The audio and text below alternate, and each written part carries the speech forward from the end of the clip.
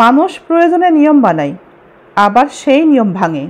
যখন 1 কাপ চায়ের মধ্যে মাছি পড়ে তখন আমরা চাটাই ফেলে দিই, কিন্তু যদি ঘিয়ের মধ্যে মাছি পড়ে তাহলে ঘি থেকে মাছিটা তুলে ফেলে দিই। ক্ষমাটা ভীষণ জরুরি।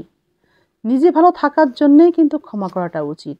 আপনি যদি কাউকে ক্ষমা করতে না পারেন তাহলে সেই বিষয়টা আপনার মধ্যে আপনি বসবাস করতে সুযোগ করে দিচ্ছেন, অর্থাৎ আপনার মনের মধ্যে, আপনার মস্তিষ্কে তাকে জায়গা করে দিচ্ছেন স্বাধীনভাবে চলাচলের। বিষয়টি এমন, ক্ষমা করতে না পেরে বিষয়টিকে জায়গা দিয়ে আপনি প্রতিদিন একটু একটু করে বিষ পান করছেন, আপনি নিজে মারা যাচ্ছেন, কিন্তু সামনের মানুষটির কোনো ক্ষতি হচ্ছে না। একটা মানুষ আপনার ভীষণভাবে মনে পড়ছে, আপনি কষ্ট পাচ্ছেন, কাঁদছেন, কিন্তু সেই মানুষটি দিব্যি নিশ্চিন্তে ঘুমাচ্ছে, সে কিছুই মনে করছে না। ক্ষমা আসলে নিজের জন্য ভালো কিছু করা, নিজেকে ভালো রাখা। ক্ষমা অর্থ কখনোই অপরের ভুলটাকে স্বীকার করে নেওয়া বা মেনে নেওয়া নয়।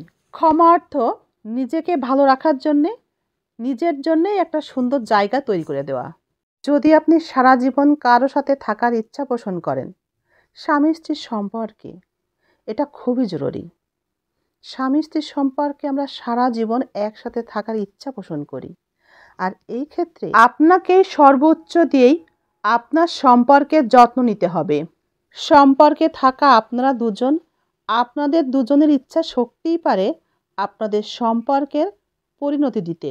সম্পর্কে ভালোবাসার থেকে ভালো রাখাটাই কঠিন, কিন্তু ভালো রাখাটাই সম্পর্কের জন্য অনেক বেশি জরুরি।